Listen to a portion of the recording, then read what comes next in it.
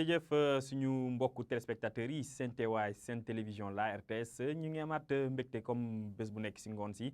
ñëw jox leen seen xibaar météo géej gi nag mu ngi yëngu ba léegi si tefesu Dakar bi wante tamit suñu demee biir géej diggante Kayar dem ba Ndar foofu tamit géej gi yëngu na fa géej gi nag yëngu-yëngu bi samedi si ay boor 3 heures du matin lay commencé di wàcc.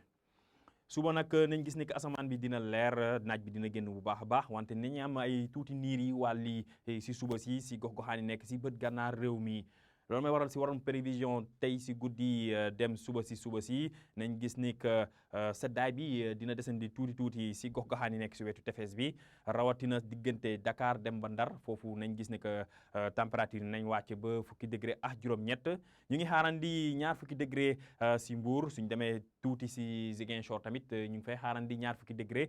degré tamit si Louga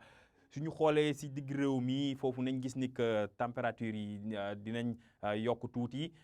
que tàngaay guddi la ñuy gën a nemmeeku suñu xoolee bu baax diggante Fatick dem ba Kaffrine nañ gis ni que température dinañ dem ñaar fukki degré ak ñett ba ñaar fukki degré ak ñeent suñu demee tamit si bët saalum réew mi diggante Sédhiou dem ba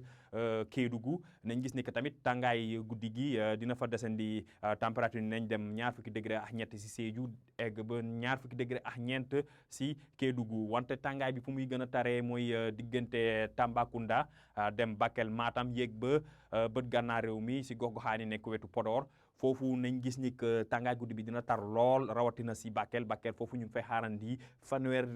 degré si guddi si suba nag nañ gis ni que asamaan bi dina leer bu baax a baax te naaj bi dina génn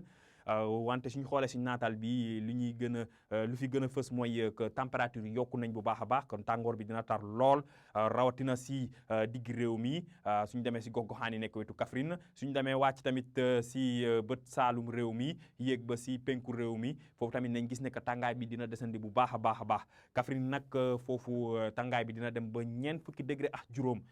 suñu demee tamit ba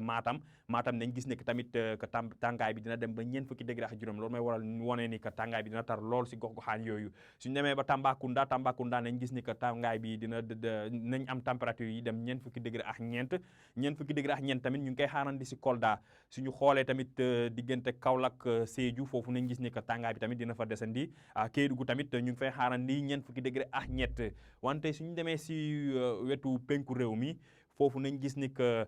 naam tàngaay bi dina des wante du tar comme nu mu taree si biir dëkk bi nañ gis ni que température yi nañ ëpp fanweer degré wante suñ demee si tefes bi wetu Dakar toujours am nañ ngelaw géej bi nga xamante ne di ànd ak péex ngelaw boobu nag dina wàññi tàngaay bi ñu ngi fay xaarandi ñaar fukki degré ñeent kon mbokk yi si tënk nañ bàyyi xel si xibaar géej gi ñu ngi njaax suñu mbokk